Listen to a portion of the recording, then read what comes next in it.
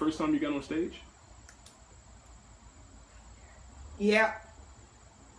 The first official time I was on stage, I was in the 3rd grade at my super white school, Heather Hill Elementary, and they brought in some people to teach us about opera.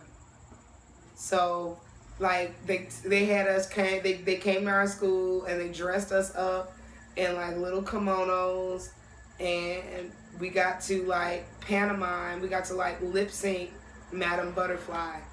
And I got to be Madame Butterfly. And if you don't know Madame Butterfly, it's set in, like, Vietnam type of era, or not Vietnam, maybe like World War I, wherever, I don't know, some war. Americans were in Asia somewhere, and it ends with Madame Butterfly committing harikari and singing this really sad song while she's like, right?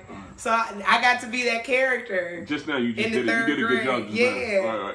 You know what I'm saying? And I think about that type of stuff, and to go from like being little Theresa who played Madame Butterfly and now being like Theresa the Songbird, it's like, oh, you see the connection? Most definitely I see the connection. Do you think, have you ever had fear being on stage? Because it seemed like you was groomed for this so much. That's what it seemed like. You gotta have fear.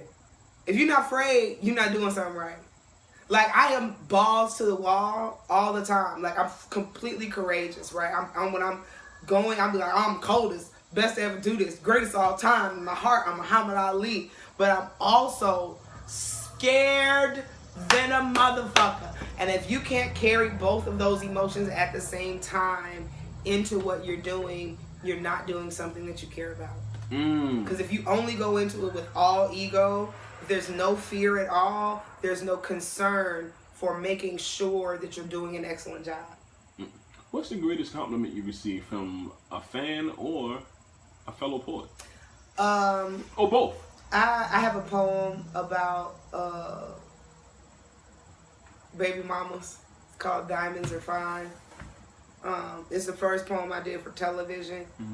I had a dude come up to me once and tell me that he had been considering ending his life. Oh, shit.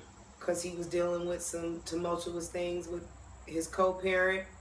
And hearing that poem helped give him the strength he needed to continue, not only to live, but to fight and to make sure he was present and capable of being a great parent. And that's probably one of the things that sat with me over the years. It's normally stuff like that that sits with me. That's dope. Did you ever, did he ever follow you? Is he alive still? I guess that's the better question. I'm not trying to. Yeah, I mean, I hope so. I ain't gonna lie. Like, I couldn't tell you this boy's name. Most definitely. But I hope, please still be alive. Right. Please.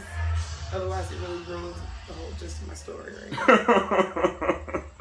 How did you come up with your poet name? Was it always this name, or did you have multiple names? I did not come up with my poetry name. I was Theresa for a minute, and then like I would go out in the world, and people would be like, "Oh, you that Songbird? You that?" Because they couldn't remember Theresa apparently. Right. Like you that Songbird. So for a while, I was just the Songbird, like the Batman. You know, like it was just the Songbird. And I let that be for a minute, and I took some time to think about like my parents' relationship. My name is, Theresa. My mother's middle name is Theresa, but my dad is the person who chose my name and my little sister's name. And it's always been kind of important to me that he chose to name me after my mother. Now, he's quick-witted, so he was like, I named it Theresa because Joyce wasn't using it. You know what I'm saying? Because my mom wasn't using my middle name, right? But it's more so that he couldn't think of anything he loved more. And like that's a thing for real. My dad named me after my mama because he couldn't think of anything he loved more than her. So all he could do was give me all the love he had for her in her name. So, like, I make y'all say Theresa the Songbird. Most definitely. Because y'all gonna put some respect on the love that my dad has for my mother and for me and for all of the women in his life. So, you know, the Songbird matters because that's what the people chose. Theresa matters because that's what my dad chose. What's something your father, because it seems like you have a strong relationship with him and your mother. What's something he taught you that you carry with you to this day? Or some of the things? Dad, don't lock the keys in the car. Don't hit my feet with the grocery cart while I'm walking in front of you. And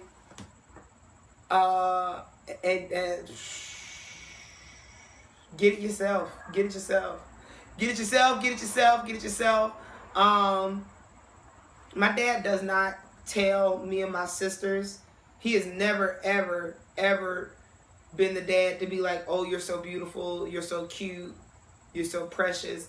He's never validated me or my sisters on our looks. Ever. My dad doesn't say I love you very often. I almost count on one hand. Now it's a joke, right? Because I understand that's not my dad's love language. He expresses love on a completely different level. And I have learned that while I appreciate being spoken to, because I'm a high-level communicator, so I appreciate my partner being able to be a high-level communicator, but I was raised with a person whose love language is acts of kindness and service. So while I appreciate high-level communication on a base level, acts of kindness and service make a huge difference in how I can comprehend your ability to care for me. So that's something that my dad has taught me, is that what you do matters way more than what you say. Don't promise anything you can't deliver on. Period. My dad ain't never said, all right, I promise. Them is two words I ain't never heard William Wilson say. I promise. Nah. His answer, if Dad cannot, I'll see what I can do. That's what he'll never give you a 100% answer on anything until he has it 100% done. Right. That means his word law. When he say something, he mean what he say what he mean. Absolutely. Most definitely. Yeah. Most definitely. How did your makeup was beautiful. What made you start wearing your makeup like that? With the dots? Yes, ma'am. I did it for a concert. Did it for a concert about 6 years ago. And I put the dots everywhere. And some of the dots sweated off in certain places where I thought they was going to be cute. It was not cute because the bad boys was dripping straight down my shit like the Joker in the rain. And some dots stayed. But like after that day, I just felt like it was a part of my vibe. And I don't know. It's like the same as when I shaved my hair off on the side.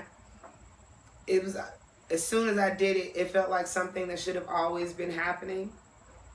So I recognize now that like this is a part of the knowing the inner you. I guess you can call it that. I wouldn't necessarily call it because it's all the inner me, you know. Like if you really want to get deep and philosophical with it, I feel like I have a team of angels, ancestors, aliens, I don't know what you want to call them. I just feel like I'm always in camp with this tribe of energies that are always surrounding me, that require me to live in a certain outward reflection, which is why I don't care to be a liar. I don't care to be anything but myself. And if I can't be fully myself, then I'll go into a space where I can be that, and it may not be in the public. That's why my home is very sacred and special to me. But yeah, I feel like there are certain energies that walk with me that require me to be in a certain space. So when you see Theresa the Songbird, you're going to see a few things almost always consistently, because that's a part of the vibe of the energies that roll with me. Like I'm gonna be in heels all the time. You never not gonna see me performing in heels. That's the thing.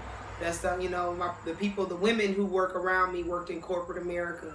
So I don't know women who get bummy, dress bummy to go to work. I know women who wake up early, put on makeup, put on suits, put on high heel shoes, and go run stuff all day long. So even though I'm only going to do poetry, I'm still snatched for the gods. You're going to know that this one came here to do something. She's dressed like she came to do something. Period. Point blank, the end. So, and when it comes to my hair, it's the same thing.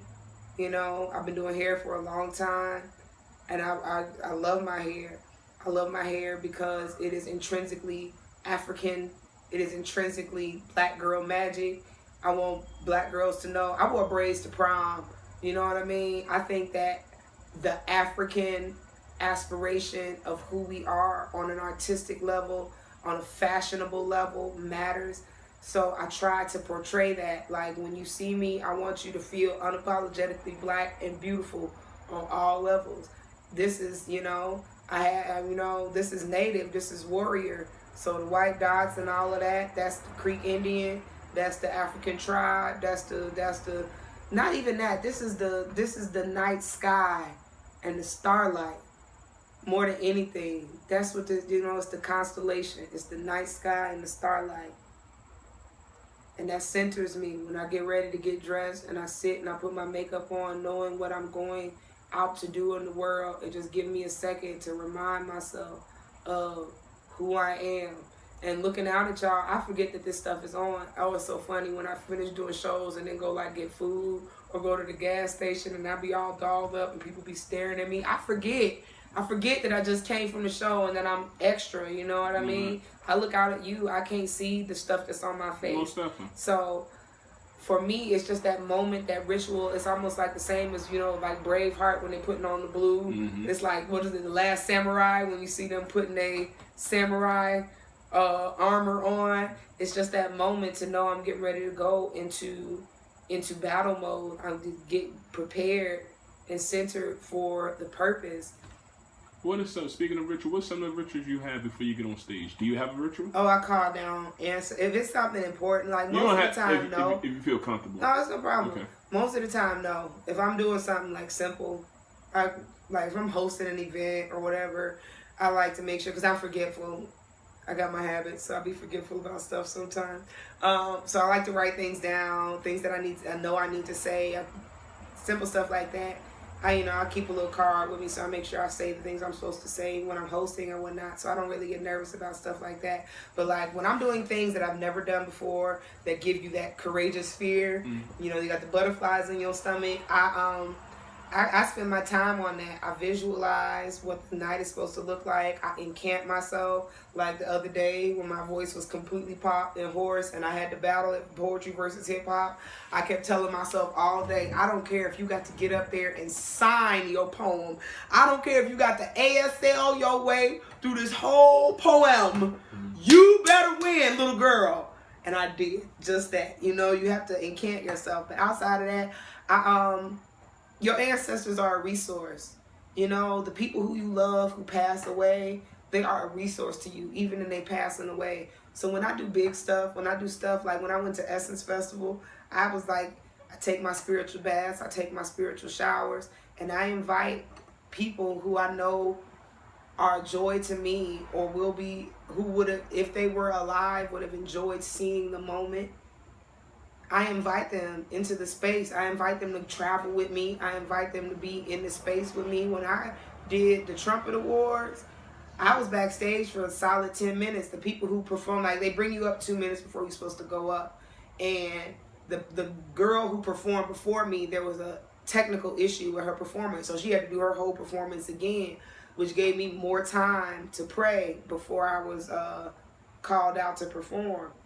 And the whole time, like, while most people are like, Dear Heavenly Father, I'm having conversations with my relatives, some who had just recently passed, some who have been gone for a long time, but I'm just calling down people who I know would be elated to be in this moment, who I know having their energy on the other side is what even allowed this moment to happen. Most definitely. Right? Most definitely. I use that as my standing place often, whenever I have a moment where I just don't feel whole, where I feel like I'm lacking the energy, where I feel like I'm lacking the tools, I call down the ancestors who I know have those tools. If I need more courage and less bullshit, I called down my great uncles. Because I know they was not with the shits on no day of the week. Right. I called my great grandmama because my great grandmama was milling moonshine at the age of 14. She, you know what I'm saying? It's different to be a girl selling moonshine to grown men in Mississippi when you 14. That's dangerous. They create a different kind of woman. You know what I'm saying? Like, so I know who to call when I need that extra help. That's my ritual. I call on the people I can depend on. I call my mama. I tell my mama to pray for me. She always pray for me. Speaking of the wars, how do it feel to go viral? Break down that, because most people never go viral in their life, but break that down and break down the feeling. So it's like so many different like levels, right? Can I say something before you go forward? Uh-huh. Give us the morning of you waking up to 1 million whatever. And then it's like so the million wasn't that. No, I'm talking about the phone calls, the text messages, and stuff. That's what I'm talking about. So it wasn't. That's the thing, right? So like, this is my second television appearance, doing poetry, filming the show. Was the same as filming the first show. Like, y'all don't get to see everything. You get to see what they cut and what they put on television. So filming the second show was the same as filming the first show. I got 3 or 4 standing ovations both times. It wasn't like I wasn't cold. You know what I mean? We know that. Right. But after I did the event, I put it out of my mind. You know what I mean? Because I've already done television once. You know what I'm saying? It was cool. Got a few thousand views. It was great. Nice or whatever. I got to put it on my resume. Now I've been on TV. I can ask for a little more money, you know? So even when I saw it, like you see it that night, I expected a few people to share it. You know, the homies. You watching the Trumpet Awards. Who knows how many people are watching this, right? So the next day, when it didn't die down, I was like, oh, this is kind of cool. You know, it's nice. People like me. That's dope, right? Day 3, it ain't calming down. I done gone from having like 4,000 followers. By day 3, I think I was at like 6,000 followers. You know, like, I was like, all right, now, what is going on? Right. But also by day 3, I think I was up to maybe like 250,000, 250,000 views. And that for me, that's when I put up my video on Instagram. You can see I'm like in tears, like, what I'm supposed to do, y'all? Right. Like, this is a lot. At 250,000 views.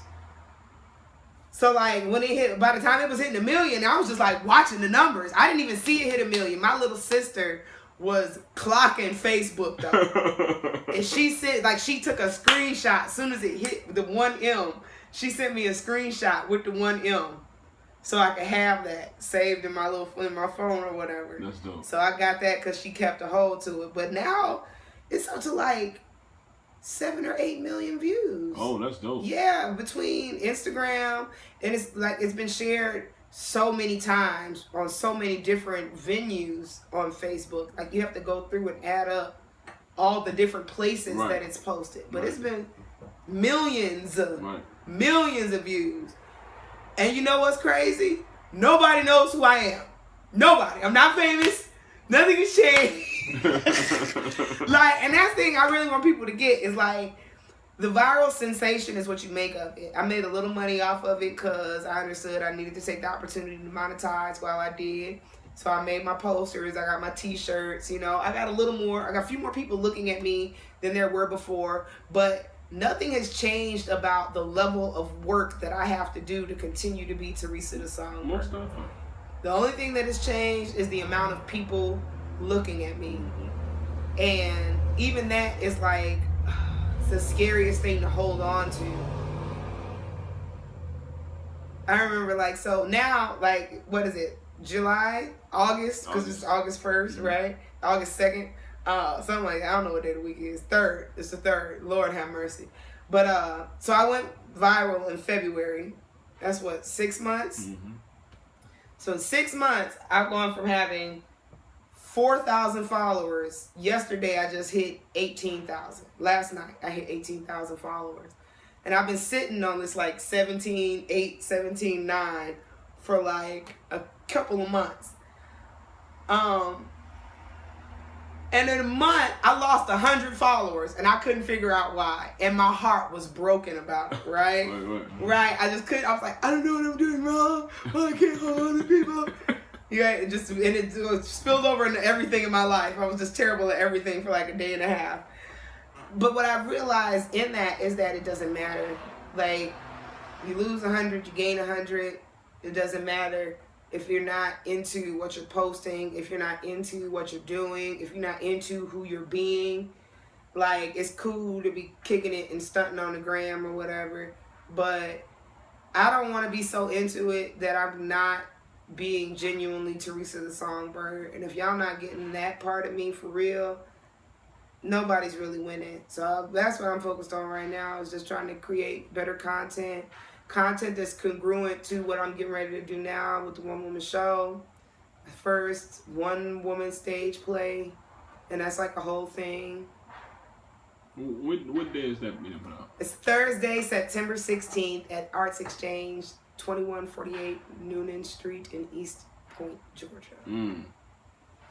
Did you start singing first or writing poetry? Officially I was singing first. But now that I look at it, they really happened in the same year. Like, I've always been a singer. I've always known that music is what I wanted to do. I always knew that performing and being a musician is what I wanted. But I joined my first choir in the 3rd grade, and the 3rd grade is also when I started, like, writing. Who was the person? To me, when I'm around you, you show no ego. You never been egotistical. To me. You always show good energy and show love. That's what's up. So what is it within you to just give love to people? And go back to your first essay. They go back to you start writing. In all honesty, I've never ever thought that I was the best. Like, up against other competitors, I've always been the underdog. I've always been like the second best or the third choice for something when it came to like singing solos in like high school, college, regular choir, gospel choir, whatever. I was never the first pick, and that always kind of like humble you, but it also makes you, like in high school, I was very insecure over how I sounded and how I delivered my work, because I was always trying to sound like the person who was being chosen above me. So it took me a while to embrace my particular style. And once I realized that my particular style was bodying folks everywhere I went, most definitely. Yeah, I could take that and know that like my mantra is like my favorite. I'm into comic book characters, and my spirit animal of comic book characters is the Incredible Hulk. Because in general, like, that's how I am. I'm a very even-keel person. I do not like to get mad. I do not like to raise my voice. I do not like confrontation, because I don't do Bruce Banner confrontation. I do Incredible Hulk confrontation. Most definitely. Off gate. I don't, there is no, no. It's going to immediately go to 100. And that's not fair to the person I'm arguing with. So I don't like to do that in general in life. But when it comes to being on the mic, my mantra is Hulk smash. RB mics, Hulk smash. Every time on the inside, that is how I feel about how I approach every stage. Always. Even when I'm insecure about that shit, that's how I, like, that's my going mantra always. So I feel like in that there is ego, but I'm always, I don't ever think I'm the best. I don't ever think I'm the best, because there's so many dope people to admire and to learn from. When was the last time you felt when you was on stage and you said, I don't want to go behind that? Never. Never? Nah, let me think. When I first came to Atlanta, I used to hate the notion of going up after Malachi. Because Malachi has so much energy. He give it all. And now I'd be like, that's the norm. That's the norm. It went from me hating the idea that they could possibly call me up to go after or before Malachi. Mm-hmm. And now, like up until Apache closed, the new norm was you put up Malachi and Theresa or Theresa and then Malachi. Always. Mm-hmm. Because there are very few people who can match that energy. But once I started doing that, I was like, oh, I can do this with anybody. Still sharp still. Anybody. Yeah. Anybody. Right? Anybody. Right. That might be the ego. That might be the ego. Man, that's you saying ox man. That's all it is. When was the last time you felt sorry for somebody that had to go behind you? Or before me? Before or after? When was the last time you felt sorry? You don't got to say the person's name. You can just say when was the last. It's happened a couple of times this year. And we'll just stop.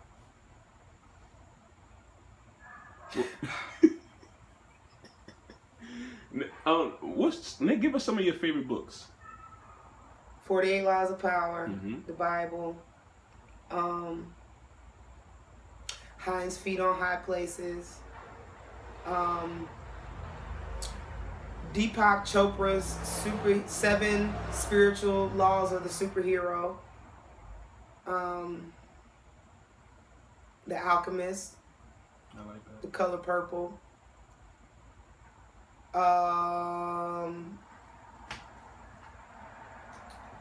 and the Blue Light. That was a really freaky book, but I like Blue Light by Walter Mosley. I read it a couple of times.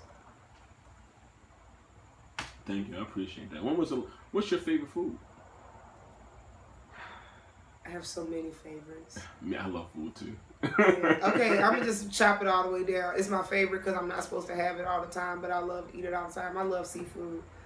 I'm from the South, I'm from the coast of Mississippi. My mother's side of the family is, so like catching like shrimping, crabbing, that's a thing. So like, now like it's cool. Like I have an affinity for seafood. It has to be very well prepared for me. Even when it comes to like fish being fried, I'm very seafood bougie.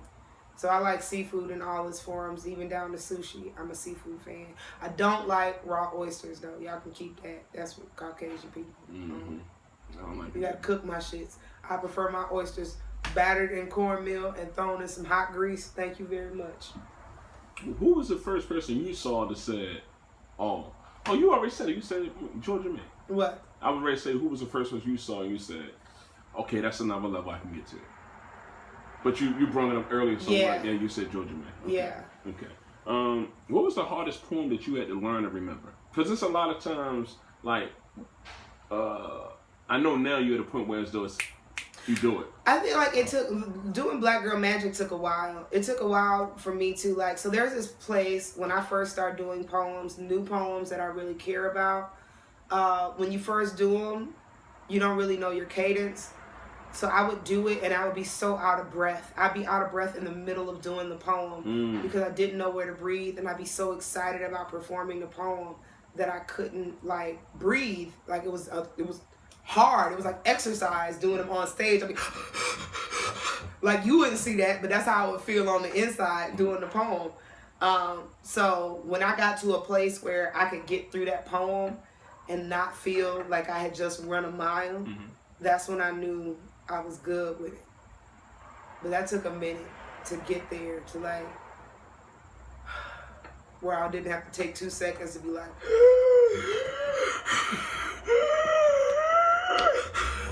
that took a minute. How many poems do you currently have locked in your head? See, nobody never asked you that.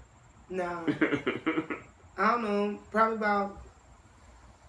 Okay, so let's do it this way. There are 13 poems in my play coming up. That's not all the poems in my repertoire. There are probably another 10 poems that didn't make the cut to go into that.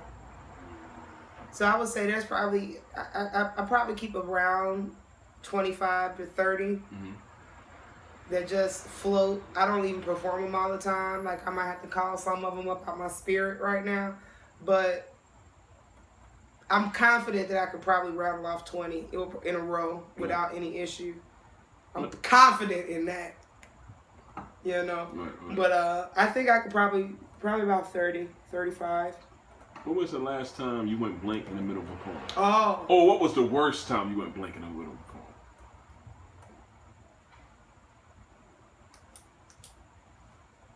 I don't think I had a worst time. It wasn't never so bad.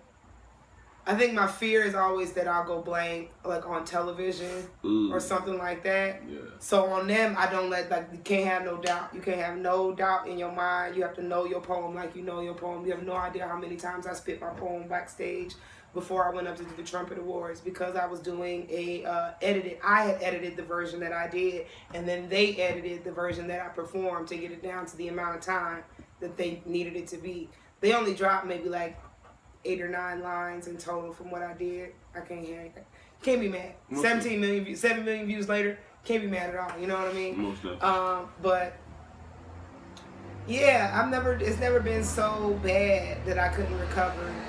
But you know, substances make it difficult to retain your poems from time to time. So I've learned that certain substances I have to have a limited intake on before I perform. I definitely have a 2-drink maximum before I go on stage. That makes life easier. It also just helps to be clear-headed in general. Like, you can't really...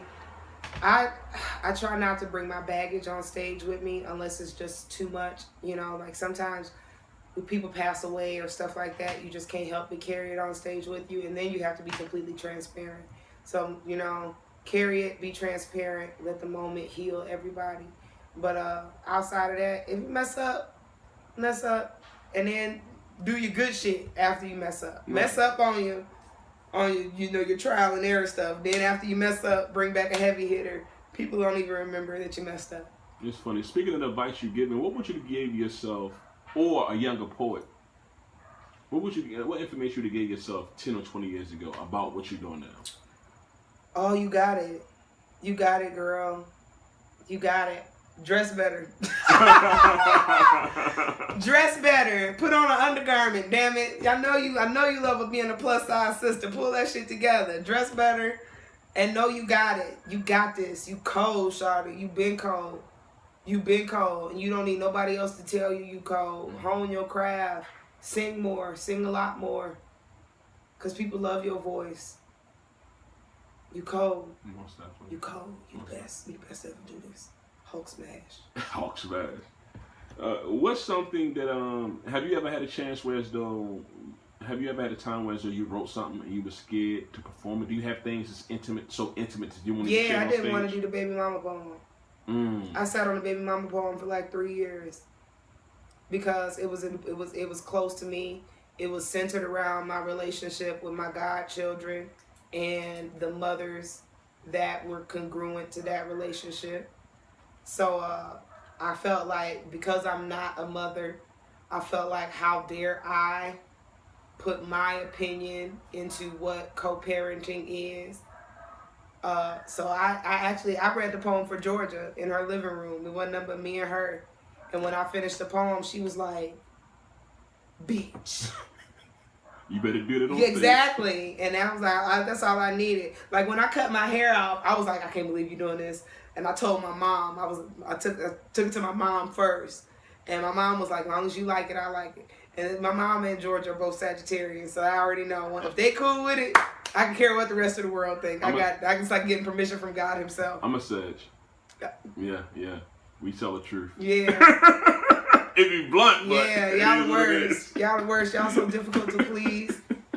Y'all never be happy about nothing. Yeah. I mean, y'all be happy in general about life. Y'all be happy about small shit, but big shit that you should be happy about, you be like, that's nice. I knew you could do it. That's all I get. Yeah. Now go do something better. Impress me again. Love y'all. Would you mind sharing your process of how you remember stuff? Because you remember stuff pretty quick. Yeah, because I have to.